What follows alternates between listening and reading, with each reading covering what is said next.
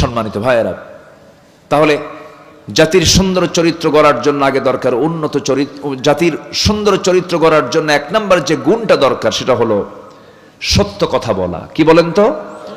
সত্য কথা বলা। এক জায়গায় না সব জায়গায়, এক জায়গায় না সব জায়গায়, সব জায়গায়।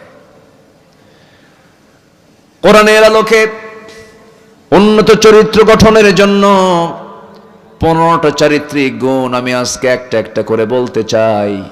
এর মধ্যে এক নাম্বার হলো সততা, সত্যবাদিতা। জীবনের সকল জায়গায় বান্দাকে বলতে হবে। যেই জায়গা থেকে আমি তেলাওয়াত দিয়ে শুরু করেছি, মহান রব্বুল আলামিন সূরাতুল আহজাবের শেষ দিক থেকে বলছেন, ইয়া আইয়ুহাল্লাযীনা আমানু তাকুল্লাহা ওয়া কুলু কওলান সাদীদা يصلح لكم أعمالكم ويغفر لكم ذنوبكم ومن يطع الله ورسوله فقد فاز فوزا عظيما. জোরে বলুন আল্লাহু আকবার, আরো জোরে বলুন আল্লাহু আকবার। আমার ভাইরা, সততা মানুষকে ভালোর দিকে নিয়ে যায়। সেই ভালো বান্দা হলে পরে বান্দাকে জান্নাত পর্যন্ত নিয়ে যায়। মিথ্যা মানুষকে ধ্বংসের দিকে নিয়ে যায়, শেষ পরিণতি তার জন্য জাহান্নাম হয়ে যায়। এই পৃথিবীতে একজন মহামানব, যার ব্যক্তিগত জীবন, সামাজিক জীবন, পারিবারিক জীবন, রাজনৈতিক জীবন, সব জীবন তিনি পরিচালনা করেছেন, কিন্তু কোনোদিন তার মুখ থেকে অযাচিত একটা বাজে কথা, অতিরঞ্জিত কোনো শব্দ চয়ন, একটা মিথ্যা কথাও বের হয় নাই। সেই মহান ব্যক্তির নাম কি বলুন? মুহাম্মদ সাল্লাল্লাহু আলাইহি ওয়াসাল্লাম। সততা, সত্যবাদিতা, এটা এমন একটা গুণ, আল্লাহ বলেন এই গুণ যদি তোমার মধ্যে এসে থাকে, আমি তোমার ভুল আমলগুলোকেও ঠিকঠাক করে দেব। যেরকম সুবহানাল্লাহ। জাতিকে উন্নত করার জন্য এই একটা গুণ যদি জাতির মধ্যে ঢুকায় দেওয়া হয়, একটা গুণ,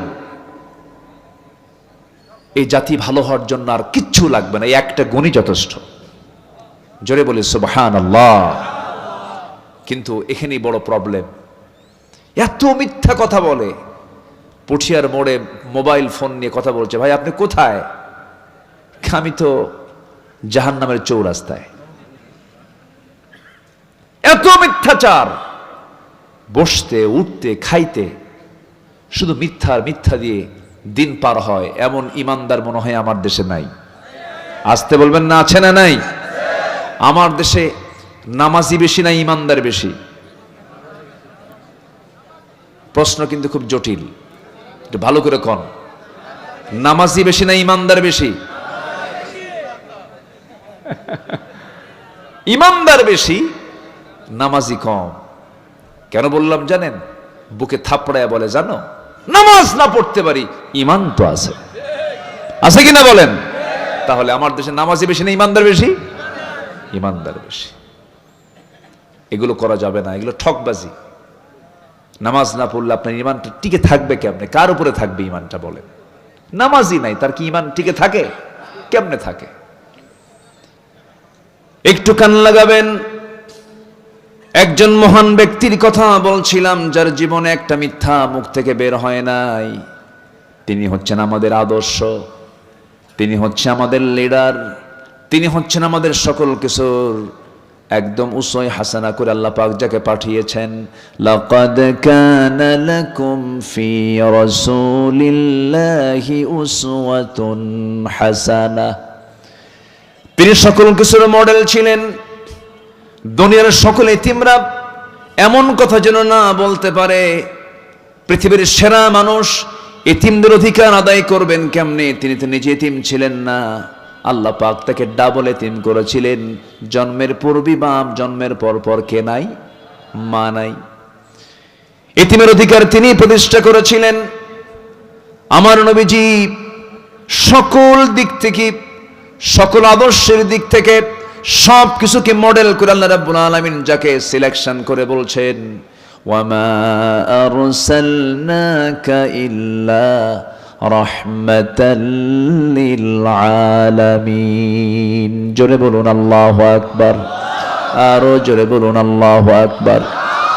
হে রাসূল, আমি আপনাকে গোটা জগৎবাসীর জন্য রহমত করে দুনিয়াতে পাঠিয়েছি।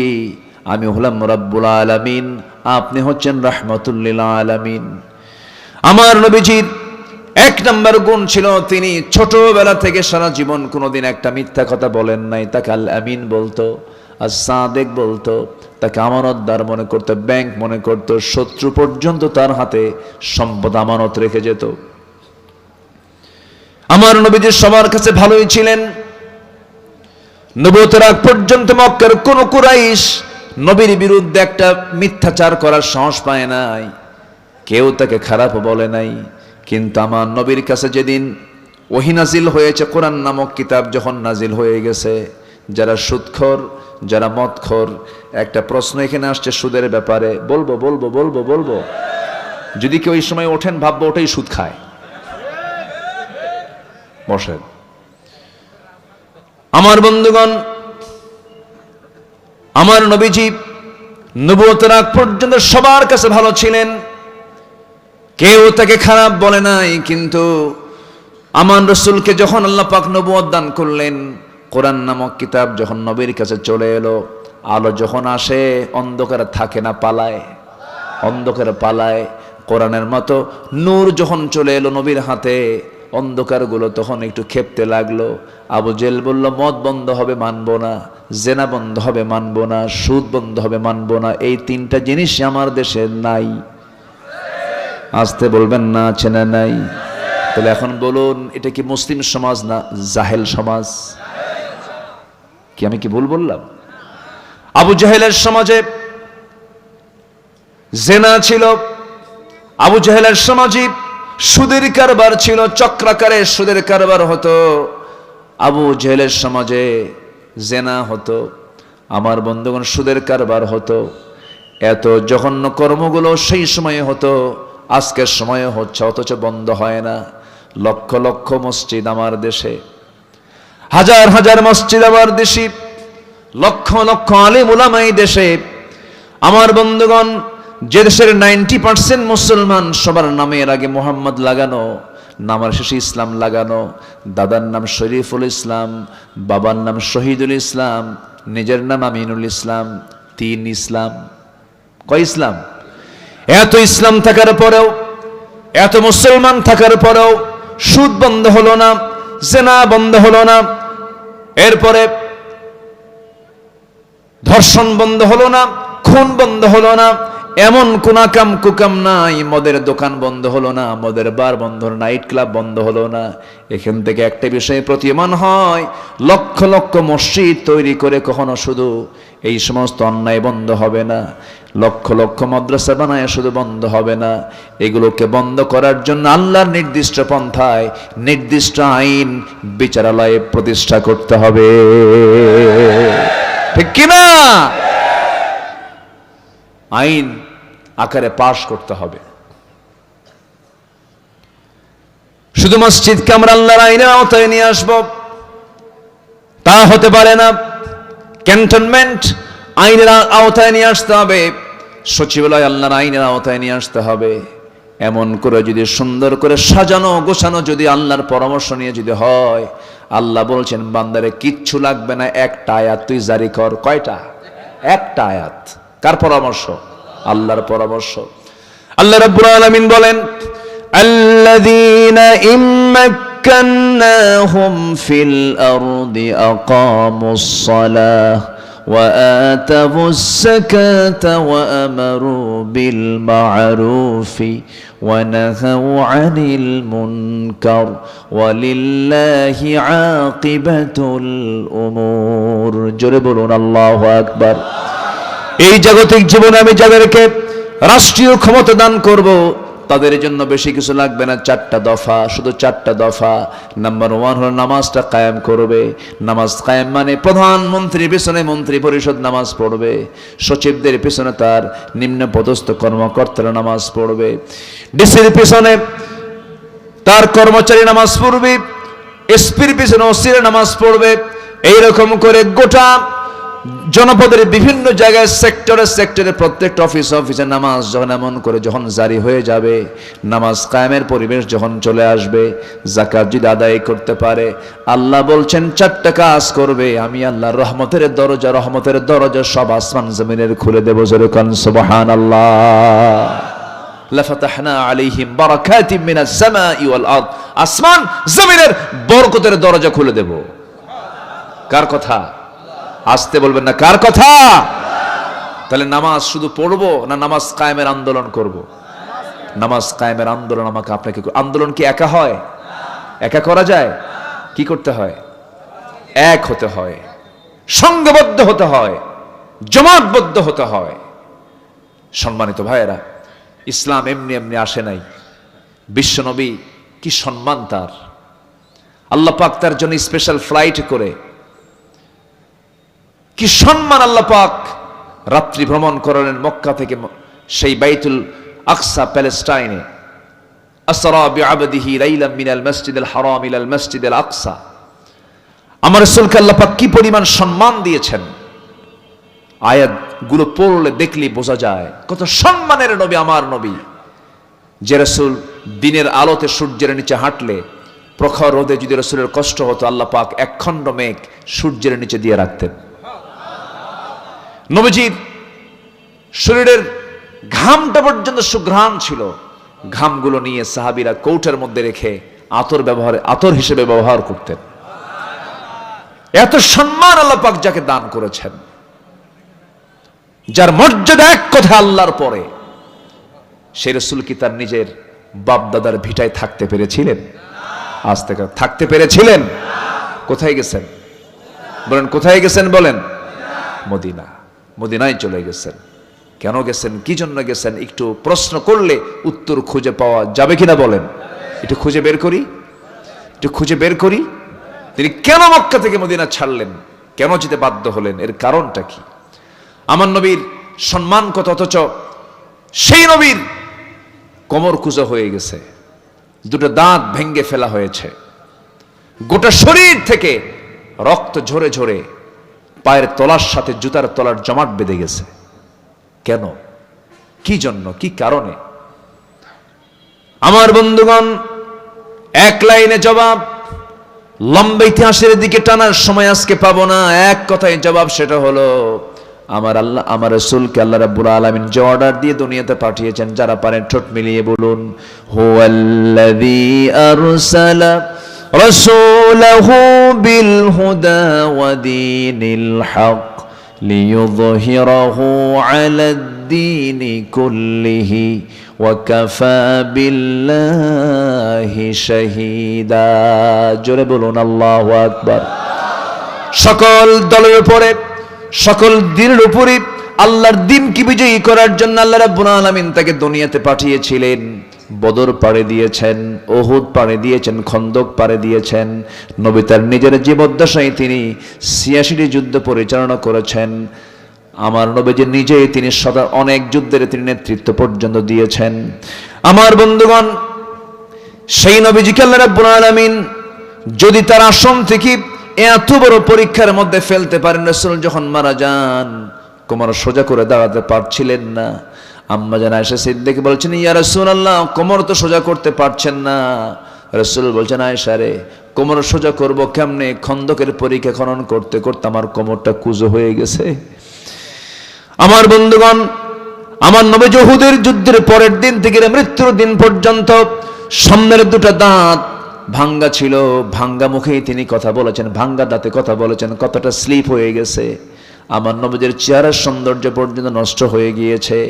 এত কষ্ট করে যে নবীজি দিন কায়েমের সংগ্রাম করে দিনকে বিজয়ের চূড়ান্ত লেভেলে পৌঁছায় দিলেন, আমার বন্ধুগণ, সেই দিনকে আমার ঈমান মজবুত, আমার ঈমান কতটুকু মজবুত আল্লাহ পাক এটাকে চেক আপ করার জন্য আল্লাহ রাব্বুল আলামিন বান্দাকে বলছেন, বান্দা, ঈমান চেকআপের জায়গা শুধু মসজিদ নয়, ঈমান চেকআপের জায়গা হলো বাস্তব ময়দান।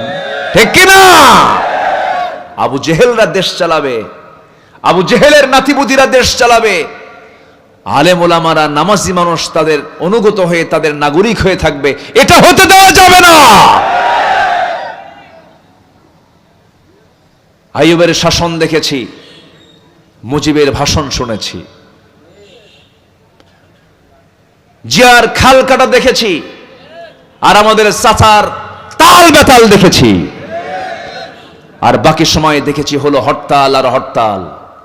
সব দেখা শেষ। আগামীর দেশ, আমরা আগামীর দেশ বাংলাদেশকে দেখতে চাই কোরআনের বাংলাদেশ। কারা কারা চান দুহাত উঁচু করে দেখান মুসলমান।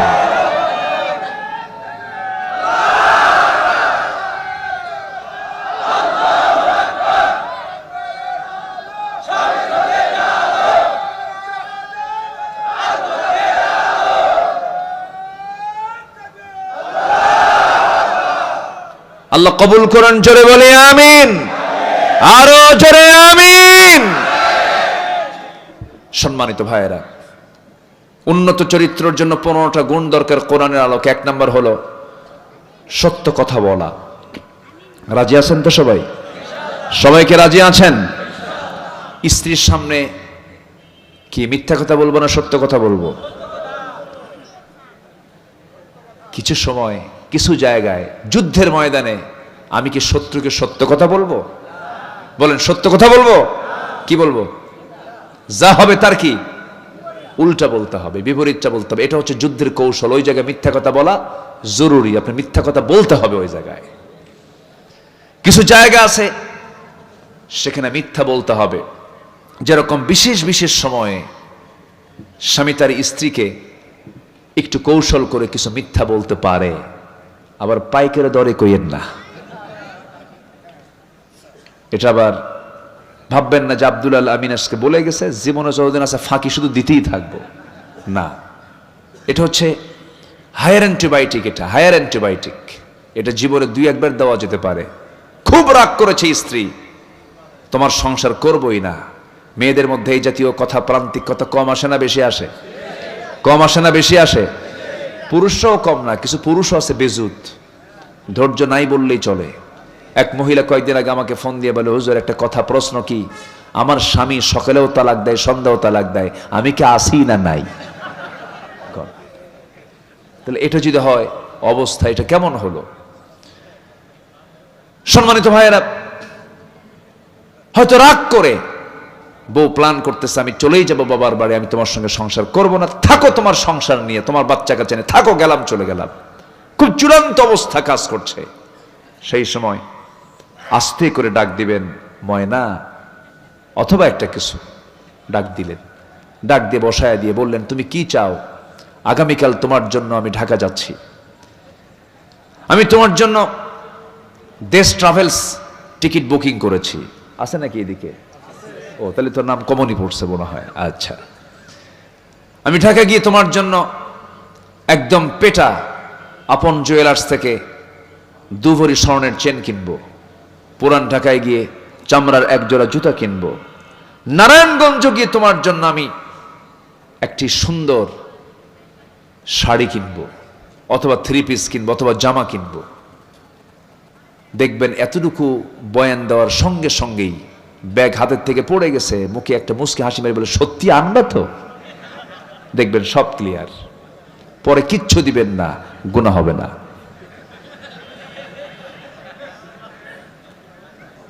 তবে এই কথাটা বললাম যে এটা হচ্ছে প্রান্তিক কথা, এটা হচ্ছে চূড়ান্ত লেভেলে। যদি ঘন ঘন দেন, রুগী কিন্তু বাঁচবে না, রুগী কিন্তু মরে যাবে। মানে কথার ব্যাপারে কথা বলছি তো, এই জন্য কোন কোন জায়গায় বলা যায় এটাও একটু বলে নিলাম। সংসার জীবনে বহু কিছু হয়, হয় না? হয়। প্রশংসায় বেশি খুশি হয় পুরুষ মানুষ না মহিলা মানুষ? পুরুষ মানুষ না মহিলা মানুষ? পুরুষকে বেশি প্রশংসা করলে পুরুষ মাইন্ড করে, ওর মতলব কি, এত প্রশংসা করে কেন? ঠিক আছে না? ওর মতলবটা কি? পুরুষ মানুষ কিন্তু বেশি প্রশংসা পেলে ও সন্দেহ করে, ওর মতলব কি দেখ। কিন্তু নারীর যদি প্রশংসা করা হয়, দেখবেন যে ও ফুলতে ফুলতে আকাশে উঠে গেছে।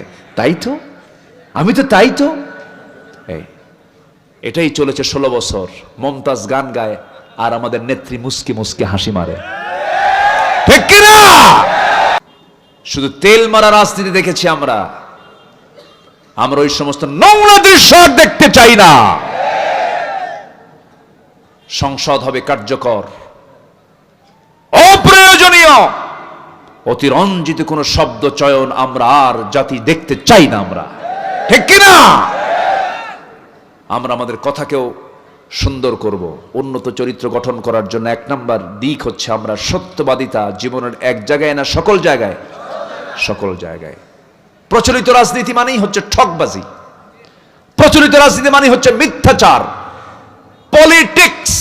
এটার যদি আপনি মূল ব্যাখ্যায় মূল অর্থে যদি চলে যান, যে কোনো মূল্যে তার প্রতিপক্ষকে হারিয়ে ফেলার নামই হলো পলিটিক্স। অর্থাৎ মিথ্যা দিয়ে হোক, ধান্দাবাজি কইরা হোক, হারাতেই হবে, এর নাম হচ্ছে পলিটিক্স। কিন্তু ইসলাম এই প্রচলিত রাজনীতিকে বিশ্বাস করে না। সম্মানিত ভাইয়েরা, তাহলে সবাইকে সত্য কথা বলতে রাজি আছি তো? এক জায়গায় না সব জায়গায়? সব জায়গায়। ও বইয়ের জায়গা বাদ না? কে জানে কি কইলো জানো, কি যেন শুনলাম একটা। আচ্ছা, না ওটাও বলা যাবে না, ওটা বিশেষ বিশেষ মাঝে মাঝেও না। মাঝে মাঝে কে কইল? মাঝে মাঝে না, খুব রেয়ার হতে পারে। হয়তো সংসার ভেঙ্গে যাচ্ছে অথবা এরকম কিছু হচ্ছে, সেই ক্ষেত্রে হতে পারে। আপনারা কি রাগ করতেছেন নাকি আপনারা ভাই? আচ্ছা আমার বন্ধুগণ, সত্য কথার উপরে টিকে থাকা, দ্বীনের উপরে টিকে থাকা কিন্তু সহজ কোনো বিষয় নয়। একজন সাহাবীর কথা মনে হয়ে গেল আমার এই মুহূর্তে। একজন সাহাবী কালেমা পড়ে মুসলমান হয়েছেন, কেউ জানে না। বাপ দুনিয়া থেকে জন্মের পূর্বে দুনিয়া থেকে বিদায় নিয়েছে। আপন চাচার কাছে মানুষ হয়েছেন সেই সাহাবী, চাচাও জানে না। হঠাৎ করে কানে সংবাদ গেল ভাতিজা নাকি ইসলাম কবুল করেছে। ভাতিজার কাছে এসে বলছে, এই ভাতিজা আব্দুল্লাহ, তুমি নাকি কালেমা পড়েছ। মুস্কা শিমিরে বলছেন, চাচা মিথ্যা কথা বলবো কেমনে? আমি আপনাকে শুধু, আমি নিজেই পড়ি না, আমি আপনাকেও সেই কালিমার দাওয়াত দিচ্ছি। আশহাদু আল্লা ইলাহা ইল্লাল্লাহু ওয়াহদাহু লা শারীকা লাহু ওয়া আশহাদু আন্না মুহাম্মাদান আবদুহু ওয়া রাসূলুহু। হেদায়েতের মালিক কে? আসতে বলবেন না কে? এই সাহাবী ইসলাম কবুল করেছেন। বাড়িটা হলো মক্কা এবং মদিনার ঠিক মাঝখান বরাবর, মাঝে তার বাড়ি। কালিমা পড়েছেন তিনি। চাচা এবার বলে ফেলল, ভাতিজা তোর এত বড় সাহস, আমি তোকে তিলি তিলি কত কষ্ট করে আমার সম্পত্তি তোকে দিয়েছি, ধীরে ধীরে বড় করেছি, আর আমার বাপ দাদার ধর্মে চুনকালি মেরে নতুন দিন তুই গ্রহণ করলি, আমি তোকে বাঁচাবই না। ভাতিজা বলছে, চাচা আপনি আমাকে কি করবেন জানি না, তবে আমার জীবনের শেষ নিঃশ্বাসেও থাকবে আমার একমাত্র আল্লাহর নাম। জোরে কোন সুবহানাল্লাহ। চাচা খেপে গিয়ে বলছি, তুই কি জানিস দিনটা না ছাড়লে তোর কত বড় ক্ষতি হয়ে যাবে? কি চাচা, কি ক্ষতি হবে বলুন? সঙ্গে সঙ্গে বলছে, সমস্ত সম্পত্তিগুলো আমি তোর থেকে জোর করে নিয়ে নেব। ভাতিজা বলছে, চাচা জোর করে নেওয়ার দরকার নাই, ঈমান নামক যে দৌলতটা পেয়েছি, আপনি আপোষে আমার যত সম্পত্তিগুলো আছে আমি আপনাকে দলিল করে দিলাম, এক্ষুনি আপনারা দিয়ে দিলাম, বিনিময়ে আমি কখনো ঈমানটা বিক্রি করতে পারবো না। চাচা খেপে গেল, রেগে গেল। এক পর্যায়ে থাপ্পড় মেরে জমিনে ফেলে দিয়া গায়ের জামাটা পর্যন্ত খুলে নিল, এমনকি পরে চূড়ান্ত লেভেলে গিয়া পরনের লুঙ্গিটা পর্যন্ত খুলে ফেলে উলঙ্গ করে ঘর থেকে বের করে দিয়েছে। সাহাবী করলেন কি, সোজা মার দরজায় গিয়ে করাঘাত করে বলছে, মা দরজাটা খোলা, আমার দিকে তাকায়ও না, ঈমান এনেছি, হক গ্রহণ করেছি, সত্য গ্রহণ করেছি, এই অপরাধে আমার চাচা আমার শরীর থেকে শুধু কাপড় নয় লুঙ্গিটা পর্যন্ত খুলে নিয়েছে। ও মা দেখো তো ঘরের ভিতরে কোনো কাপড় আছে নাকি? এক খণ্ড চাদর তার মুখের উপরে নিক্ষেপ করলেন। মা চাদরটা দিয়া কোনো মতো সদর ডেকে বলছে, মা আমার দিকে তাকায়ও না, আমি আর কোনো দরবারে যাব না, আমি আর কোথাও থাকবো না, আমার মন হাজার বার করে টানতেছে, নবীর সামনে না যাওয়া পর্যন্ত আমার মন প্রশান্ত হবে না। সাহাবী রাতের আধারে রওনা দিলেন। প্রচন্ড শীতকাল সেই সময়, সামান্য শুধু সতরটা ঢেকে নিয়া সাহাবী রওনা দিয়েছেন মদিনার পানে। নবীর কাছে গিয়ে পৌঁছলেন, ফজর হয়ে গেল। নবীজি তাকে দেখতে পেলেন, সালাম বিনিময় হলো। রাসূল তাকে এমন অবস্থায় হাত পা কাঁপতেছে, ভিতরে চলে গেলেন, জুব্বা দুইটা বের করলেন, বের করে বলছেন, ও যুবক তাড়াতাড়ি কাপড় পরো, কি হয়েছে তোমার, সম্পূর্ণ ঘটনা খুলে বললেন। আমার রাসূল বলছেন, তোমার চাচা তোমাকে বস্ত্রহীন করেছে, আমি বিশ্বনবী, আমি তোমাকে আমার গায়ের জুব্বা তোমারে দান করে দিলাম। একটু আস্তে বলেন সুবহানাল্লাহ, একটু জোরে বলেন সুবহানাল্লাহ। সত্যকে গ্রহণের ফলাফল আল্লাহ পাক ভালো করতে পারেন কিনা বলেন? অবশ্যই পারেন। সত্যের উপরে টিকে ছিল যারা, আজকে স্বাধীন চেতা হয়ে বাংলার জমিনে তারা কথা বলছে, ঠিক কিনা বলেন? কারোর সামনে মাথা নত করেনি। আল্লামা সাঈদী একটা ইতিহাস, মাথা নত করেননি। তাকে বারবার প্রস্তাব দেওয়া হয়েছে, প্রপোজ করা হয়েছে, বলুন আমি আর রাজনীতি করব না, আমি আমার রাজনৈতিক জীবন থেকে আমি অবসর নিলাম, শুধু একটা বার বলুন। উনি হাসি মুখে সব উড়িয়ে দিয়ে বলেছেন, শহীদ হওয়ার জন্য আমি সাঈদী প্রস্তুত আছি। শহীদ হয়েছেন, দুনিয়া থেকে বিদায় নিয়েছেন। আমার 100% আমার কাছে মনে হয় এদেশে উনি একজন বড় আল্লাহওয়ালা মানুষ ছিলেন, পরহেজগার মানুষ ছিলেন। নচেত 25 বছর আগের অঙ্ক এখন মিলে কেমনে? উনি বলেছিলেন, এমন একটা সময় আসবে পালানোর জন্য একটা ইঁদুরের গর্ত খুঁজে পাবা না। সেই মানিক মিয়া একটা ইঁদুরের গর্ত খুঁজে না পেয়ে কি কলার পাতায় শুয়েছিল, যে আল্লামা সাঈদীর বিরুদ্ধে ফাঁসির রায় দিয়েছিল। সম্মানিত ভাইয়েরা, আজ থেকে 20-25 বছর আগে যিনি বলেছিলেন, গোড়ায় নাড়া দাও, গোড়ায় নাড়া দেবে 12 কোটি তৌহিদি জনতা, মামু বাড়ি দিল্লি গিয়ে পড়বা। দিল্লি গিয়ে পড়েছে। উনি বলতে পারতেন লন্ডনে পড়বা, বলতে পারতেন ওয়াশিংটনে পড়বা, বলতে পারতেন বার্লিনে পড়বা। কোন সিটির নাম না নিয়ে তিনি নিলেন হচ্ছে দিল্লির নাম, কারণ দিল্লিতেই পড়তে হবে, ঠিক কিনা? সম্মানিত ভাইয়েরা, এই সমস্ত ব্যক্তিগুলো তারা ঈমান নিয়ে টিকে ছিলেন। ঈমান নিয়ে, সততা নিয়ে যারা টিকে থাকবে তারা দুনিয়াতেও অমর, আল্লাহর কাছেও তারা সম্মানী থেকে যাবে। আমরা কারো কাছে মাথা নত করব না, মাথা নত করবো একমাত্র কার কাছে? আল্লাহর কাছে। আমার ভাইরা, আমার নবীজি বললেন, সাহাবী চলে যাও, আমার আসহাবে সুফফার সদস্যগুলো, তাদের সাথে তুমি মিশে যাও। হাতে একটা কোরআন দিয়ে দিলেন। রাসূল বলছেন, সাহাবী তুমি কিছু বলতে চাও নাকি? এবার সেই সাহাবী বলছেন, হুজুর আপনি আমার জন্য দোয়া করুন, আপনি আমার জন্য প্রার্থনা করুন। আমার নবীজি হাত উঁচু করে দোয়া করে বলে দিচ্ছেন, আল্লাহ আমার এই আব্দুল্লাহর জান মালকে কাফের বেঈমানদের জন্য তুমি আল্লাহ হারাম করে দাও। এই কথা শোনার সঙ্গে সঙ্গে আব্দুল্লাহর মনটা খারাপ হয়ে গেল। রাসূল বলছেন, সাহাবীরা মনটা খারাপ হলো কেন? হুজুর দোয়াটা যেন মনে হলো উল্টা হয়ে গেছে। কাফের মুশরিকদের জন্য আমার জানমাল হারাম করে দেওয়া মানে তারা আমাকে কেউ আঘাত করবে না, আমি শহীদের দরজা পাবো না। রাসূল বলছেন, আব্দুল্লাহ রে, দিন গ্রহণ করতে নিয়ে তোর চরম বেগ পেতে হয়েছে, দুনিয়া বিক্রি করে ঈমানটা রাখতে হয়েছে। আমি তোর ব্যাপারে যে দোয়াটা করেছি এর মানে তুই শহীদ হবি না তা নয়। ওয়া ইম্মা তাআলা ফিরাশিহি, যদি কারো ভিতরে যদি শাহাদাতের তামান্না লালন হয়ে থাকে, তার মরণ যদি বিছানায় হয়, আল্লাহ রাব্বুল আলামিন তাকে শহীদের দরজা তারে দিয়ে দেন। জোরে কোন সুবহানাল্লাহ। আমার বন্ধুগণ, এই কথা বলে তাকে বিদায় জানালেন। জোরে জোরে তিনি কোরআন তেলাওয়াত করেন। সাহাবীদের কষ্ট হয়, নবীর কাছে এসে পরামর্শ চাইলেন, হুজুর নতুন একজন সাহাবী আব্দুল্লাহ, তার নাম জোরে জোরে কোরআন চিৎকার করে করে পড়ে, আমাদের ডিস্টার্ব হয়। রাসূল বলছেন, ও আমার সাহাবীরা, আমার আব্দুল্লাহর তেলাওয়াতের ব্যাপারে তোমরা কেউ বাধা দিও না, কারণ আব্দুল্লাহর দিন গ্রহণ করতে নিয়ে দুনিয়াকে বিক্রি করে এরপরে দিনকে গ্রহণ করতে হয়েছে। জোরে কোন সুবহানাল্লাহ। বহুদিন পর যুদ্ধের ডাক চলে এলো।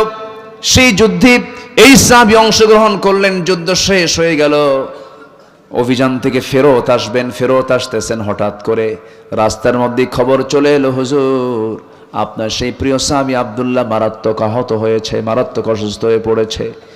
আমার রাসূল বলেন ভালো করে সেবা করো, ভালো করে চিকিৎসা দিয়ে দাও।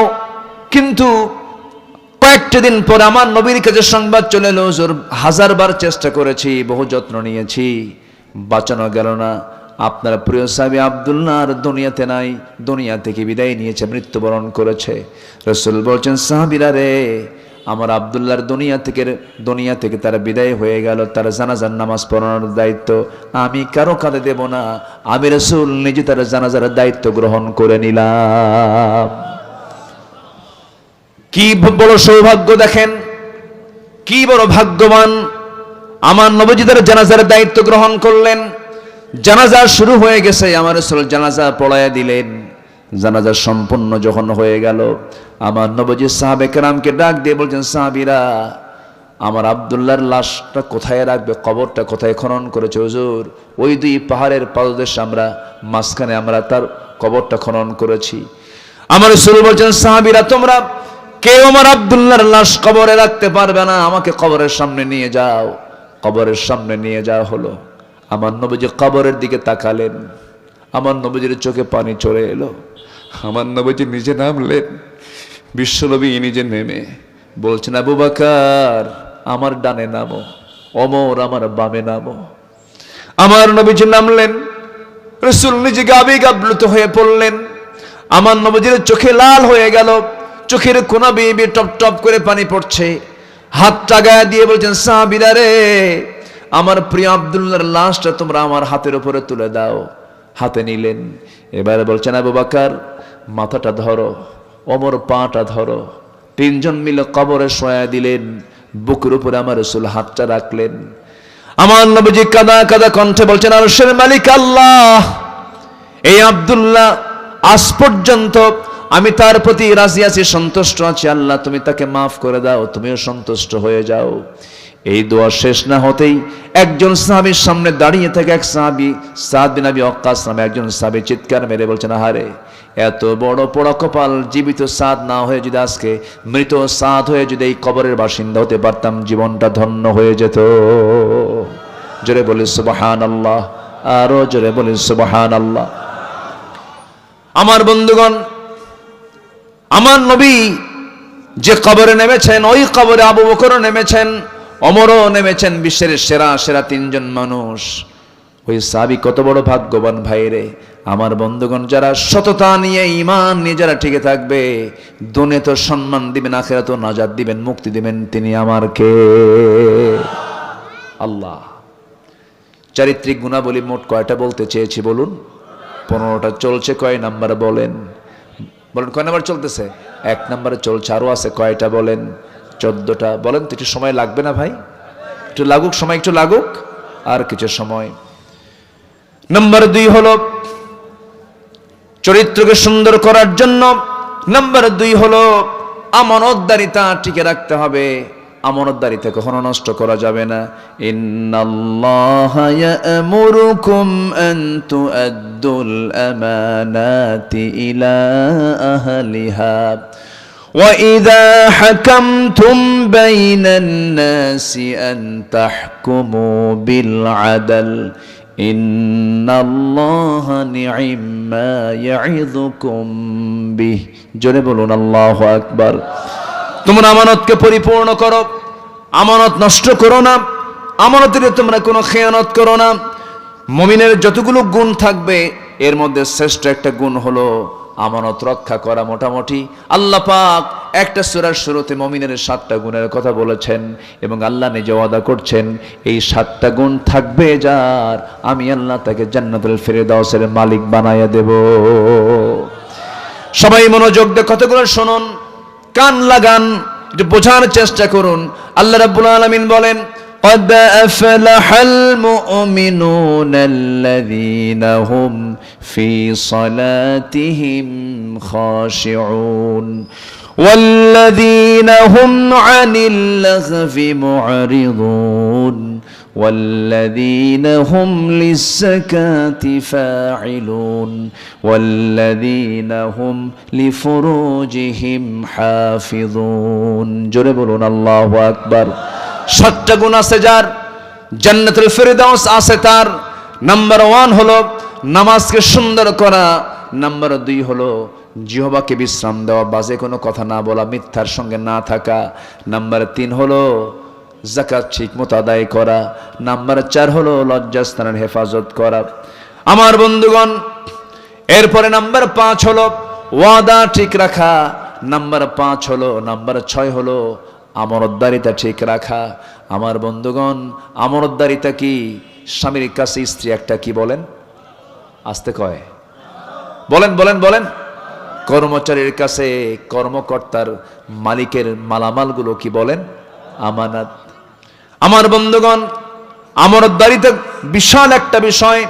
উন্নত চরিত্র গঠন করার জন্য, উন্নত সমাজ গড়ার জন্য, উন্নত রাষ্ট্র তৈরি করার জন্য মানুষগুলোকে উন্নত হতে হবে, উন্নত চরিত্র অর্জন করতে হবে। 1 নাম্বার সত্যবাদিতা, নাম্বার 2 হলো আমানতদারিতা। রাষ্ট্রের দায়িত্ব পালন করে, এটা একটা কি বলেন? বলেন বলেন বলেন বলেন। রাষ্ট্রের কথা আসলে একজন সাহাবীর কথা বারবার মনে পড়ে যায়, তার নাম হলো ওমর। আল্লাহু আকবার বলেন। এক ফকির আসছে তার কাছে ভিক্ষা চাইতে। কি চাইতে বলেন? ভিক্ষা চাইতে আসছে।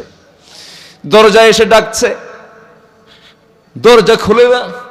কিছুক্ষণ দেখলেন, দেখার পরে ওই ফকিরটা ডাক দিয়ে আবার চলে যাচ্ছেন। ওমরে ফারুক এসে পিছন থেকে ডাক দিয়ে বলে, মহিলা, দরজায় ডাকলা, সময় আসার আগে তুমি চলে গেলে, এর কারণটা কি? ফকিরটা বলতেছে, আমিরুল মুমিনিন, সাহায্যের জন্য আপনার বাড়িতে এসে দেখি আমি যত ফকির তার চাইতে বেশি ফকির আপনি। আমার ভাইয়েরা, একই কাপড় তিনি বারবার পরতেন, একই কাপড় তিনি ঘোরাফেরা পরতেন। এক একজন এক এক রকমের ছিলেন। আবার ইমামে আজম আবু হানিফার কথা মনে হলো আমার এই মুহূর্তে। কাপড়ের দোকানদার ছিলেন, প্রত্যেকটা ওয়াক্তে সুন্দর সুন্দর কাপড় পরতেন, নতুন নতুন কাপড় পরতেন। প্রশ্ন করে হলো, আবু হানিফা, এমন বিলাসী জীবন অর্জন করার কি দরকার বলো? আবু হানিফা বলতেন, কাপড়ের মালিক আল্লাহ বানাইছে, প্রত্যেকটা ওয়াক্তে আমি যখন নামাজে দাঁড়াই আমার কাছে মনে হয় আমার আল্লাহ আমার সামনে কথা দাঁড়ায়া দাঁড়ায়া কথা বলতেছেন। জোরে কোন সুবহানাল্লাহ। সাইয়েদনা ওমর ফারুক রাদিয়াল্লাহু তাআলা খুব সিম্পল লাইফ জীবন যাপন করেছেন, সীমিত খাবার খেয়েছেন। যদি কেউ দামি খাবার নিয়ে আসছে, বলতেন, আমাকে যে দামি খাবার খাওয়াচ্ছ, তোমরা যে আমার জন্য খাবারগুলো বানায় নিয়ে আসছো, আমার জনগণ কি এগুলো খায় নাকি? না, যে খাবার আমার জনগণ পায় না ওমর, সেই খাবার কখনো জিহ্বায় মুখে নেবে না। একটু একটু বসেন, আমি কি শেষ করে দেব? আলোচনা চালাবো? ভাইজান কি একটু কষ্ট দিচ্ছে, উনি আমাকে বলেছেন আমিও যাব। এই তো আর 10-15 মিনিট আমরা থেকে দোয়াটা করে যাই। কেমন কেমন বলেন, কেমন বলেন বলেন, ঠিক আছে না ইনশাআল্লাহ? আমার বন্ধুগণ, ওমর ফারুক রাদিয়াল্লাহু তাআলা আনহু কি মানুষ ছিলেন! আল্লাহু আকবার বলি, আল্লাহু আকবার। কি মানুষ ছিলেন! আমানতদারিতার মূর্ত প্রতীক ছিলেন তিনি। আমার বন্ধুগণ, সাইয়েদনা ওমর ফারুক রাদিয়াল্লাহু তাআলা আনহু রাষ্ট্রের দায়িত্ব পালন করছেন। খাদ্যের একটা কার্টুনের মধ্যে বেশ কিছু খেজুর ছিল, রাষ্ট্রের খেজুর। সেই খেজুরের কার্টুন থেকে তার ছোট্ট ছেলে একটা খেজুর তুলে নিয়ে মুখে বাচ্চাটা তুলে নিয়েছে। ওমর ফারুক রাদিয়াল্লাহু আনহু এই দৃশ্য দেখে চট করে দৌড় মেরে গিয়া ওই ছোট্ট বাচ্চার মুখ থেকে ওই খেজুরটা বের করে সেই কার্টুনের মধ্যে রেখে দিয়ে বলছে, মায়ের সন্তান, মায়ের কোলে যাও, এমন ভাবে রাষ্ট্রের খাবার তুমি মুখে নিতে পারবা না। মার কাছে গিয়া চিৎকার করে কান্না করে করে বাবার বিরুদ্ধে কথা বলতেছে ছোট্ট বাচ্চা। মার মনটা খারাপ। সাইয়েদনা ওমর ফারুক চলে আসলেন। স্ত্রী বলছেন, আমিরুল মুমিনিন, ছোট্ট বাচ্চা তো, আমরা নয় একটা খেজুর কমই নিতাম, মুখের মধ্যে নখ ঢুকায় কোনোদিন শক্ত করে বের করে দেয় নাকি? আপনি কেমন পাষাণ আচরণ করেছেন? ওমর ফারুক বলছেন, কলিজার টুকরা আমার প্রাণপ্রিয়া স্ত্রী রে, আল্লাহর কসম করে বলি সন্তানগুলোকে ভালোবাসি, মহব্বত করি আমি, কোনো সন্দেহ নাই। কিন্তু ও যে খেজুরটা মুখে নিয়েছে, ওই খেজুরটা আমি আমার অংশে যে খেজুরগুলো পাবো, সে অংশের মধ্যে যে ওই খেজুরটা আমি পাবো, তার গ্যারান্টি কি? এই গ্যারান্টি নাই মনে করেই আমি বন্টনের আগে আমি একটা খেজুর আমার সন্তানের মুখে দিতে রাজি নই। এটার নাম কি বলেন? আমানত। এটার নাম হলো আমানত। সঠিক বিচার করা কি? বলেন বলেন বলেন বলেন বলেন, আমানত। একজন খলিফা ছিলেন, একজন বিচারপতি ছিলেন, যিনি দুইজন খলিফার বিরুদ্ধে পর্যন্ত রায় দিতেও ভয় পান নাই। তিনি হচ্ছেন কাজী শুরাইহ ইবনুল হারিস আল কিন্দি রাহমাতুল্লাহ আলাইহি। সাইয়েদনা আলী তার নিজস্ব চিহ্নিত একটা লৌহ বর্ম ছিল, সেই লৌহ বর্মটা হেরে যায়, এক ইহুদি পেয়ে যায়। ইহুদির হাতে দেখলেন কিন্তু চিহ্নটা আছে।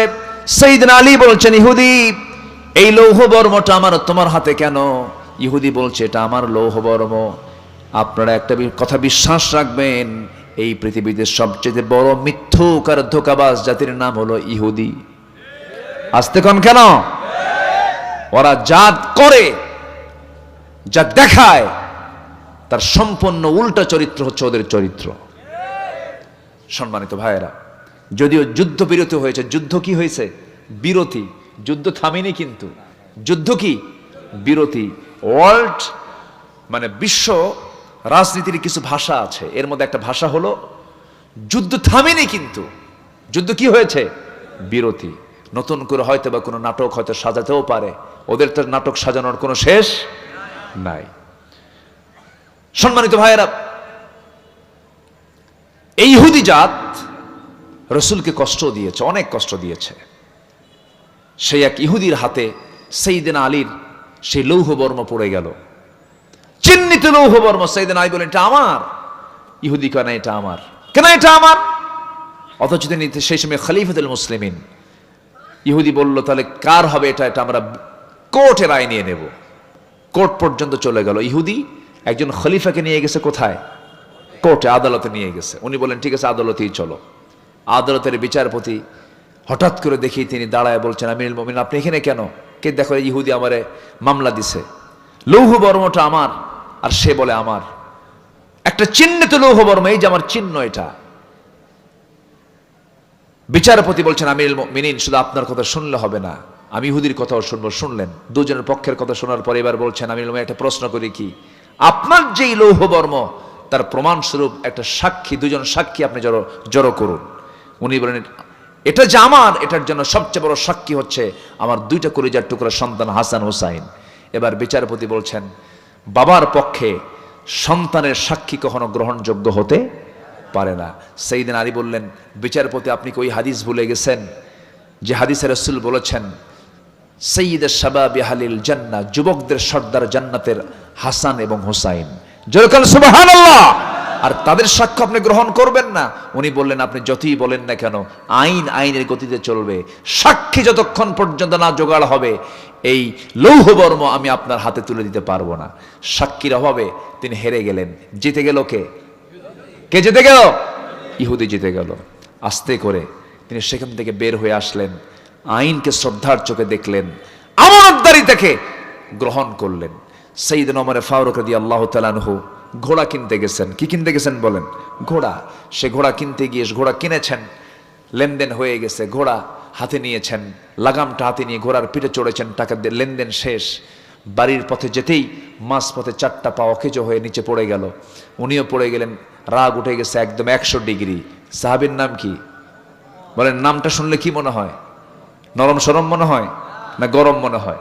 মহা গরম। ওমরে ফারুক বললেন, এটা একটা কাজ করলো, ঘোড়া বিক্রেতা আমাকে অকেজো ঘোড়া দিল। উল্টে চলে গেছেন, গিয়ে বলছেন, এই ঘোড়াওয়ালা, ঘোড়া নাও, টাকা দাও। এই জাতীয় কথা শোনার সঙ্গে সঙ্গে ঘোড়া বিক্রেতা বলছে, একটু শান্ত মনে কথা বললেই ভালো হয়। ক্রয় বিক্রয়ের যে চুক্তি, ক্রয় বিক্রয়ের যে সিস্টেম পদ্ধতি, আমি কি ভঙ্গ করেছি? না, কিন্তু তুমি আমাকে অকেজো ঘোড়া দিয়েছ, বাড়িতে যেতে পারলাম না। এখন ঘোড়া বিক্রেতা বলছে, না, আমি আপনাকে সুস্থ ঘোড়া দিয়েছি, আপনার কাছে অসুস্থ হয়েছে, আমি ঘোড়া ফেরত নিতে পারবো না। এক পর্যায়ে ঘোড়াওয়ালা বলছে, তাহলে আপনার কথাও থাক, আমার কথাও থাক, চলুন আমরা আদালতে চলে যাই। একটা সামান্য ঘোড়া বিক্রেতার মামলায় অর্ধ পৃথিবীর শাসক ওমরে ফারুক চলে গেছেন আদালতে। চেয়ারে বসে আছে বিচারপতি। ওমরে ফারুককে দেখা মাত্র দাঁড়ায় বলতেছে, আপনি এখানে কেন? আমারে মামলা দিছে, যে ও আমারে মামলা দিছে, ঘোড়া দেয়, ঘোড়া আমাকে অসুস্থ ঘোড়া দিয়েছে, আমাকে টাকা ফেরত দেয় না। দুপক্ষের কথা শুনে এবার বিচারপতি বলছেন, আমিরুল মুমিনিন, আপনি আজকে আদালতে এসেছেন, আপনার কথাও শুনলাম, আবার ওই ঘোড়া বিক্রেতার কথাও শুনলাম, যতটুকু বুঝতে পেরেছি আজকের মামলার রায়টা আপনার পক্ষে না গিয়ে ওই ঘোড়াওয়ালার পক্ষে চলে যাবে। একটু বুঝাইয়া দিন। মুসকি হাসি মেরে ওমরে ফারুক বলে, একটু বুঝাইয়া দিন। এবার বলছেন, আপনি আমার সঙ্গে যেমন করে এখন সুস্থ দেহে কথা বলছেন, এই সুস্থ দেহ নিয়ে বাড়ি ফিরবেন তার কোনো গ্যারান্টি আছে নাকি? না, গ্যারান্টি নাই। তাই যদি হয় আমিরুল মুমিনিন, ঘোড়া আপনি টাকা দিয়ে কিনেছেন, আপনার মালিকানায় চলে আসছে। আপনার মালিকানা আসার পর ঘোড়া অসুস্থ হয়ে এসে 4টা পা অকেজ হয়ে পড়ে আছে। এই ঘোড়াটা এই অপবাদ দিয়ে আপনি ঘোড়া বিক্রেতার কাছে দিতে পারবেন না। লাভ লস, আপনাকে মানতে হবে, ঘোড়াটা আপনারই হবে। সাইয়েদনা ওমর ফারুক একটা শব্দ উচ্চারণ করলেন না, কিচ্ছু বললেন না। বাড়িতে ফিরে আসেন পরের দিন, মজলিসে শুরার বৈঠকে করলেন কি, সমস্ত মন্ত্রী পরিষদগুলোকে ডাক দিয়ে বললেন, শোনো আমার ভাইয়েরা, একজন বিচারপতি পাইছে, সে আমানতদারিতা নিয়ে বিচার করে। আমি ওমরকে দেখে না, আমি ওমরকে না দেখে আইনকে দেখে। আইনের গতিতে সে চলতে থাকি। এত সুন্দর রায় সে দিয়েছে আমার বিরুদ্ধে, আমি তাকে আঞ্চলিক বিচারপতি না বানায় আমি তাকে চিফ জাস্টিসের পদ দিয়ে দিলাম। যেরকম সুবহানাল্লাহ। কিসের কারণে বলেন? কিসের কারণে? আমানতদারিতার কারণে। আমার বন্ধুগণ, আমার ভাইয়েরা, এই দুনিয়া ছেড়ে আমিও চলে যাব, আপনিও চলে যাবেন। কেউ বাঁচার জন্য আসি নাই, দুনিয়া থেকে বিদায় নেব আমি। কিন্তু উন্নত চরিত্র নিয়ে যদি আল্লাহর সামনে দাঁড়াতে পারি, আমার নবীজির সুপারিশের প্রয়োজন আছে না নাই? বলেন, আসতে বলবেন না, আছে না নাই? রে ভাই, রসুলকে আমরা সব সময়ের জন্য কাছে টানবো। রসুল কেমন করে কথা বলেছেন, রসুল কোন দল করেছেন, রসুল কোন চেতনাকে লালন করেছেন, রসুল কিসের আন্দোলন করেছেন, রসুলকে নিয়ে একটু আমরা ভাবনায় চলে যাব, ভাবনার জগতে চলে যাব। রসুলকে বোঝার চেষ্টা করব আমরা। যে বান্দা রসুলকে যত বেশি বুঝতে পারবে, ওই বান্দা আল্লাহর তত বড় নৈকট্য হাসিল করতে পারবে। জোরে কোন সুবহানাল্লাহ। আপনাদের দোয়ায় আল্লাহ তাআলা আমাকে এবার এই তো মাসখানেক আগে মক্কা মদিনায় নিয়েছিলেন। গিয়েছিলাম, খুব তৃপ্তিমতো একটা জায়গা উপভোগ করেছি, খুব ফিল করেছি। সেটা হলো যে জায়গার ব্যাপারে আমার রাসূল বলেছেন, মা বাইনা বাইতি ওয়া মিম্বারি রাউদাতুম মিন রিয়াদিল জান্নাহ। আমার ঘর এবং ওই মেম্বার এর মাঝের যে জায়গা, এই জায়গাটা হলো দুনিয়ায় জান্নাতের টুকরা। জোরে বলেন সুবহানাল্লাহ। আমার খুব লোভনীয় মনে হলো আমার কাছে। এর আগেও গিয়েছি আমি, তো অনলাইন সিস্টেমে কাটতে হয়, তো অনলাইন সিস্টেমে কেটে আমি সেই রাউদাতুম মিন রিয়াদিল জান্নাহর মধ্যে ঢুকলাম। ঢুকে পিছনের দিকে বসে আছি, মূল জায়গা এখনো যেতেই পারিনি, ফজরের একটু আগ দিয়ে। তা আমার দেশের কিছু প্রবাসী ভাই আমাকে দেখেই চমকে উঠলেন, সালাম দিয়ে বলছেন, হুজুর আপনি আসছেন, দেখি তো আপনার জন্য কি করা যায়। সেখানকার যে প্রশাসনিক একজন কর্মকর্তা, তাকে সালাম দিয়ে আমার ব্যাপারে এত বলা বলছে, এই জাতি কি মারতে পারে বলেন তো? বলেন তো পাম দিতে পারে। মানে আমার ব্যাপারে বলতে বলতে এমন বলা বলছে, আমি এদেশের সর্বসেরা মানুষ, কিন্তু আমি তো জানি আমি কোন নগণ্য বান্দা, কিচ্ছু না। এমন বলা বলছে, অফিসার নিজে এসেই সালাম কালাম দিয়ে বলে, শেখ চলুন। একদম প্রথম কাতারে ইমাম সাহেবের পেছনে আমার নবীর যে ঘর, অর্থাৎ যেটা কবর, ঘর সেটা কি কবর, যে সবুজ গম্বুজটা দেখা যায় তার নিচেই তিনি শুয়ে আছেন। জাস্ট ওই দেওয়ালের পাশ ঘেঁষে প্রথম যে ব্যক্তিরা বসে থাকার সুযোগ পেয়েছে, ওনারা আমাকে প্রথম ওই জায়গাতে বসায় দিলেন। আমি শুধু একবার আমার নবীর কবর দেখি আর ওই দিকের মেম্বারটা দেখি, ঠিক মাঝখান বরাবর এক সাইডে আল্লাহ পাক আমাকে বসায় রেখেছিলেন। আমি সেই দিন প্রায় 1 ঘন্টার মতো সে জায়গায় বসে আমি আমার জন্য তেমন কিছু চাইনি, বলিনি। আমি 1 নম্বর চাওয়া চেয়েছি, আল্লাহ ওই যে ছোট্ট ছোট্ট বাচ্চাগুলো, এই তো আরব থেকে মাঝখানে কিছু দূরে বাইতুল আকসার দেশের কিছু মুসলমান না খেয়ে আছে, দিনাতিবাদ করছে, যুদ্ধ বিধ্বস্ত জনপদ। আল্লাহ তারা মামলা দিলে আমরা রেহাই পাবো না, মেহেরবানি করে তাদের প্রতি তোমার শান্তি রহমত নাজিল করো। আল্লাহর মেহেরবানি, যুদ্ধ থামার কথা না বললেও যুদ্ধ কিছু বিরতির একটা ইঙ্গিত এসেছে। বলি আলহামদুলিল্লাহ, জোরে বলি আলহামদুলিল্লাহ। সম্মানিত ভাইয়েরা, শুধু এতটুকু বলতে চাই, যদি আজ মুসলমান যদি এই উন্নত চরিত্র নিয়ে রসুলকে যদি আদর্শ লালন করে, দিনকে মেনে সততার সঙ্গে যদি সামনের মঞ্জিলে পৌঁছার যদি চিন্তা করত, বিজয় গোটা পৃথিবীতে মুসলমানদেরই হতো, ঠিক কিনা? কিন্তু মুসলমান সেই সততা আমানতদারিতা থেকে শুধু দূরে নয়, অনেক দূরে চলে গেছে, যেটা জীবজন্তুর মধ্যেও পাওয়া যায় না। জীবজন্তুর তারাও আমানত কিছু বোঝে, তারাও ঠকবাজি করে না। কিন্তু আজকে মানুষের মধ্যে আমানতদারিতে বেশি না ঠকবাজি বেশি? বলুন তো, যে লোকটা টাকা করজ দেয় সে বিপদে থাকে, না যে টাকা নেয় করজ সে বিপদে থাকে? বলেন কে বিপদে থাকে বলেন তো? যে দেয়। অথচ বিপদ মুক্ত থাকার কথা ছিল যে করজ দেয়, সে টেনশন মুক্ত থাকার কথা ছিল, টেনশনে শেষ হওয়ার কথা ছিল হলো যে ঋণগ্রস্ত। কিন্তু যে টাকা নেয় একবার ঋণগ্রস্ত হয়ে যাওয়া মানেই ওর হাত থেকে টাকা আপনার কাছে ফেরত আসা মানে সোনার হরিণ। ঠিক আছে না? আমি কি ভুল বলছি? অসম্ভব ব্যাপার। টাকা চাইতে গেছে আপনার কাছে, আপনি তার কাছে টাকা চাইতে গেছেন, আপনি টাকার পাওনাদার। আপনি প্রথম দিন বলছেন ভাই অমুক দিন আসেন, আবার গেছে অমুক দিন আসো, তৃতীয় দিন যখন গেছে খেপে গিয়ে চোখ রাঙ্গায় বলে আমার কি মান সম্মান নাই, সবার সামনে টাকা চাও। আছে কিনা বলেন? আছে কিনা বলেন?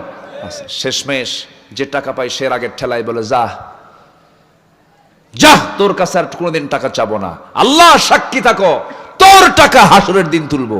জবাবে ও বলে লম্বা ডেট পাইলাম। কি ডেট পাইছে? লম্বা ডেট পাইছে। এটা কি আমানতদারিতা? না, এটা হচ্ছে সম্পূর্ণ খেয়ানত। যে খেয়ানত করবে সে জাহান্নামে চলে যাবে, যে আমানত রক্ষা করবে সে কোথায় যাবে? জান্নাতে যাবে। যে মিথ্যা বলবে সে কোথায় যাবে? জাহান্নামে। যে সত্য বলবে সে কোথায় যাবে? জান্নাতে। অতএব সুন্দর চরিত্র আমরা গঠন করব, জোরে বলি ইনশাআল্লাহ। নাম্বার 3 হলো সবর, ধৈর্যশীলতা। পৃথিবীর সকল জায়গায় সকল কাজে ধৈর্যশীল হব আমরা। আল্লাযীনা ইযা আসাবাতহুম মুসিবাতুন ক্বালু ইন্না লিল্লাহি ওয়া ইন্না ইলাইহি রাজিউন। জোরে বলুন আল্লাহু আকবার। যখন কোনো বিপদ আসবে, যখন কোনো মুসিবত চলে আসবে, সেই সময় ইমানদাররা সব সময় বলে ফেলবে সম্পূর্ণ কার ফয়সালা? আল্লাহর ফয়সালা। হতাশ হওয়া যাবে না। সন্তান নিয়ে টেনশন করে, বারবার মেয়ে হয়, ধৈর্যহীন হয়ে যায়।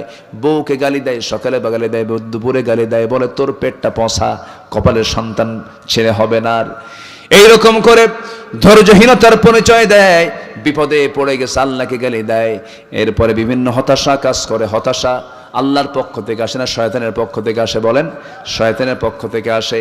ইমানদার কখনো ধৈর্যহীন হবে না, ইমানদার কখনো হতাশ হবে না, ইমান কখনো ধৈর্যহীন হবে না। ইমানদার হবে কি? ইমানদার হবে সব সময়ের জন্য তাওয়াক্কুল করবে। কার উপরে বলেন? আসতে বলবেন না, কার উপরে? নাম্বার 5 হলো তাওয়াক্কুল করতে হবে আল্লাহর উপরে। ওয়া মাইয়াতাওয়াক্কাল আলাল্লাহ ফাহুয়া হাসবুহ। যে ব্যক্তি আল্লাহর প্রতি ভরসা করবে তার জন্য কে যথেষ্ট বলেন? আসতে বলবেন না, কে যথেষ্ট বলেন? ইব্রাহিমকে নিক্ষেপ করা হয়েছিল কোথায়? আগুনের। হেফাজত করেছেন কে? ইউনুসকে খেয়ে ফেলেছিল কি বলেন? মাছ। কিন্তু হেফাজত করেছেন কে বলেন? আল্লাহ তাআলা। যত বিপদ এসেছে, যত মুসিবত এসেছে, ধৈর্যের পিরামিড হয়ে আল্লাহর পছন্দের বান্দারা রেহাই পেয়েছেন। এই জন্য ধৈর্য হচ্ছে সবচেয়ে বড় একটা যোগ্যতা। ইমানদারের জীবনের সবচেয়ে বড় যোগ্যতা হলো ধৈর্য। এই ধৈর্য আমরা অবলম্বন করার চেষ্টা করব, তাওয়াক্কুল করব আমরা আল্লাহর উপরে। নাম্বার 5 হলো ইখলাস থাকতে হবে। সকল জায়গায় একনিষ্ঠ ভাব থাকতে হবে। যা করব কার জন্য? দান করব কার জন্য? 1 লক্ষ টাকা মাহফিলে দান করেছে, মাদ্রাসায় দান করেছে, নামটা যদি উচ্চারণ না হয় কেবে গিয়ে বলে এবার তো টাকা দিছি, নাম বললি না, সামনের বার আর আসবি না, টাকাই দেব না। এরকম দানবীর আমার দেশে আছে না নাই? বলেন। নাম থাকতে হবে, আমার নামে স্লোগান দিতে হবে না। না, আল্লাহ তাআলা বলেন আমি 9 শ্রেণীকে, আমি আর শাসিমের 7 শ্রেণীকে আমি আর শাসিমের ছায়ে জায়গা দেব। এর মধ্যে একটা শ্রেণী হলো মা তুনফিকু বিয়ামিনি, ডান হাতে যা দান করেছে বাম হাত জানবে না, বাম হাতে যা দান করেছে ডান হাত জানবে না। আল্লাহ রাব্বুল আলামিন তাকে আরো শাসিমের ছায়ে জায়গা দিয়ে দিবেন। জোরে কোন সুবহানাল্লাহ। এই জন্য ইখলাস থাকতে হবে, একনিষ্ঠতা থাকতে হবে। যা করব আমরা কার খুশির জন্য বলেন? আসতে বলেন না, কার খুশির জন্য বলেন? যারা পারেন ঠোঁট মিলিয়ে বলুন وَمَا أُمِرُوا إِلَّا لِيَعْبُدُوا اللَّهَ مُخْلِصِينَ لَهُ الدِّينَ। নাম্বার 6 হলো আদালত এবং ন্যায় বিচার, আদালতটা ঠিক রাখতে হবে, বিচারটা ঠিক রাখতে হবে। কুনু কাওয়ামিনা লিল্লাহি শুহাদা বিল কিসত। জোরে বলুন আল্লাহু আকবার। নাম্বার 7 হলো তওবা করা, ক্ষমা করা। আমার বন্ধুগণ, এখানে যারা বসে আছেন মনে হয় জীবনে কারো একটা গুনাহ নাই। আসতে বলবেন না, আছে না নাই? কার জীবনে কত গুনাহ কেউ কি গুনতে পারবো নাকি? অগণন গুনাহ হয়ে গেছে আমাদের জীবনে, কত গুনাহ করছে আমরা নিজেরাও জানি না। তবে এই গুনাহগুলোকে আল্লাহ রাব্বুল আলামিন মাফ করার জন্য একটা পন্থা, একটা ফরম্যাট রেখে দিয়েছেন। তার নাম হলো তওবা, তার নাম হলো ক্ষমা, ইস্তেগফার করা। তওবা ক্ষমা যদি কোনো বান্দা করে, আল্লাহ রাব্বুল আলামিন তার আগের সমস্ত গুনাহগুলো মাফ করে দেন। জোরে বলুন সুবহানাল্লাহ। জীবনটা উন্নত হয়ে যাবে, চরিত্র উন্নত হয়ে যাবে। পাপ করেছে এই পাপ আর জীবনে পাপ করব না, ভুল করেছে আর জীবনে ভুল করব না, চুরি করেছে আর জীবনে চুরি করব না, ডাকাতি করেছে আর জীবনে ডাকাতি করব না। তওবার মতো তওবা করে ফিরে আসবেন, আল্লাহর জান্নাত আপনাকে ডাকতেছে। জোরে বলে সুবহানাল্লাহ। আল্লাহ রাব্বুল আলামিন বলেন, والذين إذا فعلوا فاحشة أو ظلموا أنفسهم ذكروا الله فاستغفروا لذنوبهم। জোরে বলুন আল্লাহু আকবার। আমরা তওবা করব কার কাছে? জীবনে আর কখনো 5 ওয়াক্ত নামাজ ছাড়ব? হাত নামান। আমি কষ্ট দিয়ে ফেলেছি আপনাদের, হুজুর মাহফিলে এসে বিপদে পড়ে গেলাম, নামাজ এত কঠিন অবস্থা, সামনে শীতের দিন আরো উজু করবো কেমনে? এরকম নামাজ চোর আছে না নাই? বলেন, নামাজ চোর আছে না নাই? পৃথিবীতে সবচেয়ে কুখ্যাত চোরের নাম কি? বলেন বলেন বলেন বলেন। নামাজ চোর। আমি একটু শক্ত ভাষায় বলে দিলাম, নামাজকে আল ফারকু বাইনাল মুমিন ওয়াল কাফির তারকুস সালাহ। কাফের এবং মুমিনের মাঝে পার্থক্য সৃষ্টি করে দেই হচ্ছে নামাজ। নামাজ আমরা পড়বো ইনশাআল্লাহ, বলি ইনশাআল্লাহ, বলি ইনশাআল্লাহ। নাম্বার 8 হচ্ছে সহানুভূতি, দয়া। যার মধ্যে দয়া নাই আল্লাহ তাকে দয়া করবেন না। ইরহাম তুরহাম, আপনি দয়া করবেন, আল্লাহ পাক আপনার প্রতি দয়া করবেন। এই জন্য আমরা চেষ্টা করব আমরা দয়া এবং সহানুভূতি, দিলটাকে নরম রাখার জন্য। জোরে বলি ইনশাআল্লাহ। দিল যার নরম হয় সে হিংসুক হয় না, দিল যার নরম হয় সে গীবতকারী হয় না, দিল যার নরম হয় তার কথায় পৃথিবীর কেউ কোনোদিন কষ্ট পায় না। আমরা রহম দিলওয়ালা হব। নাম্বার 9 হচ্ছে তাওয়াদু, নম্রতা, ভদ্রতা। এটা আমরা আনার চেষ্টা করবো। ইয়ামশুনা আল আরদি হাওনা। নাম্বার 10 হচ্ছে শুকর, শুকরিয়া আদায় করবো। এক নাম্বার কার? আসতে বলবেন না, কার? আল্লাহ তাআলা। নাম্বার 11 হচ্ছে সুজা, সাহসিকতা থাকতে হবে। ইমানদার কি ভীরু হবে না সাহসী হবে? ইমানদার ভীরু হবে না সাহসী হবে? ইমানদার সংখ্যা দেখবে না ইমান দেখবে? ইমানদার শক্তি দেখবে না ইমান দেখবে? ইমান দেখবে। ইমানের চাইতে বড় শক্তি পৃথিবীতে আর নাই। এই সাহসটা থাকতে হবে। নাম্বার 12 হচ্ছে নেক কাজের আদেশ দেওয়া, মন্দ কাজের বাধা দেওয়া। এটাও হচ্ছে উন্নত চরিত্রের একটা গুরুত্বপূর্ণ দিক। মুনাফিকরা এগুলো পারে না। মুনাফিকরা যখন যেদিকে বৃষ্টি সেই দিকে ছাতা, সেই দিকে চলে যায়। এই চরিত্র একমাত্র মুনাফিকের হতে পারে, এই চরিত্র ইমানদার আনতে পারে না। এরপরে নাম্বার 13 হচ্ছে বিশ্বাসযোগ্যতা। বিশ্বাসযোগ্য হতে হবে। আপনাকে যেন মানুষ ট্রাস্ট করে, আপনার ব্যক্তিত্ব আপনার মাঝে ফুটে তুলতে হবে। ইমানদারের 1 নম্বর দিক হচ্ছে শাখসিয়ত থাকবে, তার ব্যক্তিত্ব থাকবে। ইমানদার কখনো ব্যক্তিত্বহীন হতে পারে না। আচ্ছা, এরপরে নাম্বার 14 হলো নিষ্ঠাবান হব আমরা। ইখলাস ফিল আমাল, সকল কাজে আমরা নিষ্ঠাবান হব। নিষ্ঠার সাথে সমস্ত কাজগুলো করব, যোগ্যতার সঙ্গে কাজগুলো করব। চেয়ারম্যানের দায়িত্ব পেয়েছি, 16 আনা কাজ করব। শিক্ষকতার দায়িত্ব পেয়েছি, 16 আনা কাজ করব। যেই দায়িত্ব আমি পালন করব, আমি কোন একটা ব্যাংকের ম্যানেজার, 16 আনা দায়িত্ব পালন করব। আমি একটা কি বলে কোম্পানির আমাকে ম্যানেজার পদে দিয়েছে, কমপ্লিটলি নিষ্ঠার সাথে সেই দায়িত্ব পালন করতে হবে, সে আমল তার মধ্যে রাখতে হবে। উন্নত চরিত্র গঠন করার এগুলোই হচ্ছে সবচেয়ে উত্তম আমল। নাম্বার শেষ হচ্ছে, সর্বশেষ হচ্ছে সহনশীল হওয়া। হিলম, সহনশীল। অর্থাৎ সহনশীল হওয়া মানে হচ্ছে আল্লাহ তাআলা নিজে হালিম, আমরা আব্দুল হালিমের বান্দা। আল্লাহ তাআলা নিজেও খুব সহনশীল। এই যে ধরেন আকাম কুকামগুলো হয়, আল্লাহ কি অ্যাকশনে যান? সহজে যান? অ্যাকশনে সহজে যান না। আল্লাহর মতো সহনশীল, আল্লাহর মতো এত বড় হালিম পৃথিবীতে আর কেউ না। এই জন্য হালিমটা কার নাম? আল্লাহর নাম। আমরা ধৈর্যশীলতার পরিচয় দেব, সহনশীলতার পরিচয় দেব। আল্লাহ পাক বলছেন ওয়াল কাযিমিনাল গাইজ ওয়াল আফিনা আনিন নাস আল্লাহু ইউহিব্বুল মুহসিনিন। এই 15টা উন্নত চরিত্র আমরা আমাদের জীবনে উপস্থিত করার চেষ্টা করব। জোরে বলি আমিন। সবার বাড়িতে মা বোন আছে না নাই বলুন তো? আছে। পর্দা করা কি? আরো জোরে, আরো জোরে। বোরকা পরা ফরজ না পর্দা করা ফরজ? বলেন, বোরকা পরা ফরজ না পর্দা করা ফরজ? আমার দেশে বোরকা পরা ফরজ আছে, কিন্তু পর্দার ফরজ নাই। খালাতো ভাই, মামাতো ভাই, চাচাতো ভাই, দুলা ভাই ভিতরে ফিটফাট, ভিতরে সব সদরঘাট। ভিতরে কি? সদরঘাট। বাইরে ফিটফাট, ভিতরে কোনো পর্দা নাই। না, যেই বাড়িতে দেবরের সঙ্গে পর্দা হয়, যেই বাড়িতে ভাসুরের সঙ্গে পর্দা হয়, যে বাড়িতে খালাতো ভাই, মামাতো ভাই, দুলা ভাইয়ের সঙ্গে পর্দা হয়, ওটাই হচ্ছে কমপ্লিট সলিড পর্দা। আমার কথা কি বোঝা গেল? শালির হুন্ডায় কি বলে, দুলাভাইয়ের হুন্ডায় শালি চড়ে না, এমন শালি মনে হয় রাজশাহী জেলায় নাই। হ্যাঁ, আছে? আছে।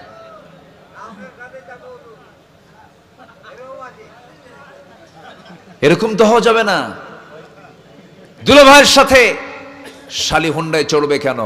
এখানে কি রিস্ক, কোন ঝুঁকি আছে না নাই বলেন তো? আছে। দুলাভাই তো মজাই পায়। ইমান তো দুর্বল। ফায়াতমা আল্লাযিনা ফি কলবিহি মারাদুন, দিলের মধ্যে তো রোগ আছে। দুলাভাই হুন্ডায় চড়ে বলে, এই শালি হুন্ডায় ওঠ। শালি এখন করবে কি? বড় বোনের হাজবেন্ড উঠছে, ধমক খায়া উঠছে, মাঝখানে একটু গ্যাপ রাখছে যে না, গায়ের সঙ্গে গা লাগানো যাবে না। দুলাভাই মানুষ, সামনে যে দুলাভাই এমন ব্রেক মারছে, গ্যাপ পূরণ। এগুলো গ্যাপ পূরণ করার কোনো সুযোগ দেওয়া যাবে না, এগুলো নোংরামি করা যাবে না। আপনার মেয়ে, আপনি তার পাহারাদার। আপনার স্ত্রী, আপনি তার পাহারাদার। আপনার বোন, আপনি তার পাহারাদার। একটা নারী 4 পুরুষকে জাহান্নামে নিয়ে যাবে। ভাইকে নেবে, স্বামীকে নেবে, বাপকে নেবে, বড় ভাইকে নেবে, এরপর বড় ছেলেকে নেবে। এজন্য প্রত্যেকটা বাড়িতে পর্দাটা নিশ্চিত করার দরকার আছে না নাই বলেন? প্রযুক্তির মিস ইউজকে আমরা অবশ্যই ছেড়ে ফেলে দেব। প্রযুক্তির কোনো মিস ইউজ করবো না। বিশেষ করে ডিভাইস ব্যবহারে খুব সতর্ক থাকতে হবে। ঈমান ছিনতাই করার জন্য সম্পূর্ণ প্রস্তুত হচ্ছে পশ্চিমারা। কোনো মূল্যেই যুবক, তোমরা যৌবনকে নষ্ট করা যাবে না, যৌবনকে কখনো ধ্বংস করা যাবে না। তোমার যৌবন তোমার জন্য একটা আমানত। এটা তুমি একজন নারীর জন্য বরাদ্দ রাখবে। যখন তুমি বিয়ে করবে, তোমার বউ যখন তোমার সামনে আসবে, এটা তোমার জন্য, তার জন্য আমানত, তুমি তার জন্য আমানত। এই বিষয়গুলো অবশ্যই যুবকরা খেয়াল করার চেষ্টা করবে। বিয়ের প্রয়োজন হলে, এখানে অনেক প্রশ্ন আসছে, বিয়ের জন্য বাড়িতে প্রস্তাব দিয়ে ফেলবে। লজ্জার কিচ্ছু নাই। পেটের যেমন ক্ষুধা থাকে, যৌবনেরও ক্ষুধা আছে। আস্তে কখনো যুবকরা, ভালো করে কও। হ্যাঁ, মুরব্বীরা যেন শোনে। আওয়াজ যদি এরকম করো তাহলে তো কাম হবে না, ঠিক কিনা? বুড়া চাচাও কয় ঠিক। চাচা এখন বিয়ে করতে গেলে তো এখন বাড়িতে বুড়ির সঙ্গে লাগবে গন্ডগোল। জি, সম্মানিত ভাইয়েরা, যুবকরা, চরিত্রকে সুন্দর বানাও, এই আশাবাদ কামনা করছি। ফজর সবার হবে তো ইনশাআল্লাহ? জোহর হবে তো? আসর হবে? মাগরিব হবে? মিথ্যা কথা মুখ দিয়ে বের হবে? আমাদের খেয়ানত হবে? জমির আইল ঠেলাঠেলি হবে? জমির মাপ দেওয়ার সময় আমিনকে কানে কানে বলে দেওয়া যাবে যে আমার অংশে একটু মাপটা ঢিল করে দিয়ে আমার অংশে বাড়ায় দিও, বলা যাবে? যাবে না। খুব সাবধান, বি কেয়ারফুল। ঈমান কখনো ঈমানকে বিকিয়ে দেওয়া যাবে না, ঈমানকে বিক্রি করা যাবে না, ধ্বংস করা যাবে না। আল্লাহ রাব্বুল আলামিন সবাইকে বোঝার তৌফিক দান করুন।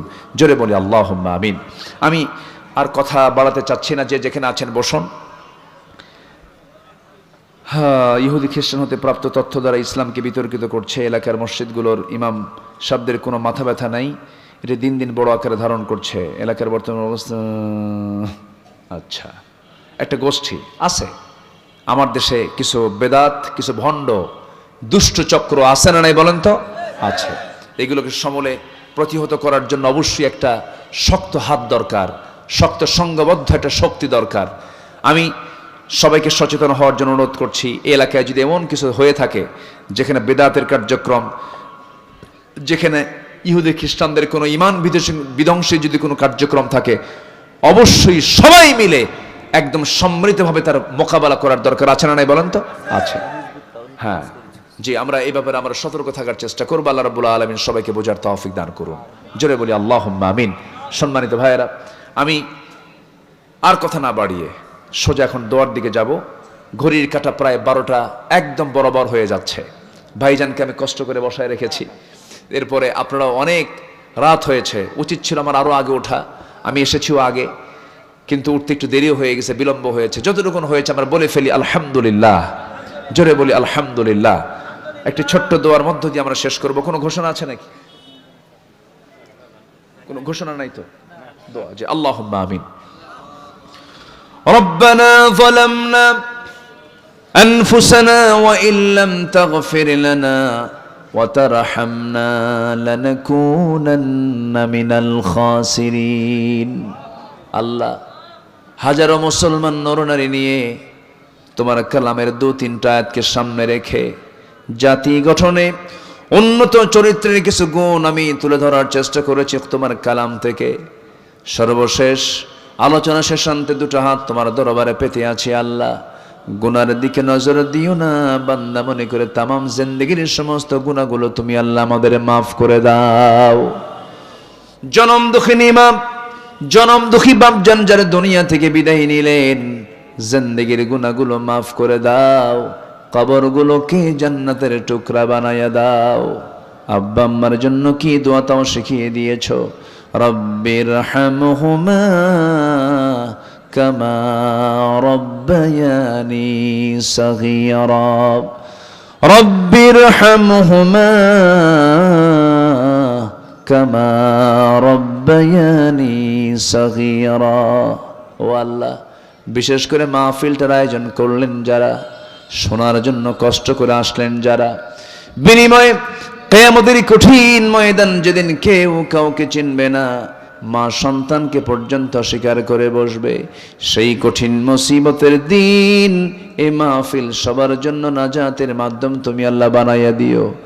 আমার ডানে বামে সামনে পেছনে যত ভাই হাত তুলেছেন, আড়ালে যত মা বোন হাত তুলেছেন, যার যা প্রার্থনা যার যা চাওয়া তুমি আল্লাহ পাওয়া করে দিও। আয় আল্লাহ তাআলা, তোমার বান্দাগুলো কিনে এমন সময় হাত তুলেছি মুসলমানদের পায়ের তলায় মাটি নাই। দয়া করে ফিলিস্তিনকে বাঁচাও, দয়া করে বাইতুল আকসাকে তুমি আল্লাহ মুসলমানদের হাতে তুলে দাও। 180 কোটি মুসলমানের জন্য আল্লাহ একটা অমর দুনিয়ায় তুমি আল্লাহ দয়া করে পাঠায়া মঞ্জুর করে নাও। এই দুনিয়াতে আসছি আমরা, কোন দিন চলে যাব জানি না রে আল্লাহ, তবে যেদিন মরে যাব রে, আমাকে অনেক চেষ্টা করবে রক্ষা করার, কিন্তু পারবে না। অচিন পাখি খাঁচা থেকে বের হবে রে, কান্না রোল পড়ে যাবে আব্দুল্লাহ আমিন নাই, রোল পড়ে যাবে রুহুল আমিন নাই, আব্দুর রহমান নাই, কান্নার রোল পড়ে যাবে, আকাশ বাতাস ভারী হয়ে যাবে, জানাজা সম্পন্ন হয়ে যাবে রে, টেনে হেঁচড়ে কবরের দিকে নিয়ে চলে যাবে, কবরে শোয়া দেবে, বাঁশ চাপা দেবে, মাটি চাপা দেবে, ওই যে বিদায় দিয়ে দেবে রে, আর কোনোদিন কেউ খোঁজ নিতে যাবে না। তোমার দরবারে ফরিয়াদ করি আল্লাহ, তোমার পছন্দের বান্দা না হওয়া পর্যন্ত আমাদের কাউরে মরণ দিও না। সেই অন্তিম সময় যখন চলে আসবি, সবার জবান খুলে তুমি আল্লাহ বের করে দিবা, সেই সময় কালজে কালেমা তাইয়্যিবা লা ইলাহা ইল্লাল্লাহু মুহাম্মাদুর রাসূলুল্লাহ। আসসালামু আলাইকুম ওয়া রাহমাতুল্লাহি ওয়া বারাকাতুহু।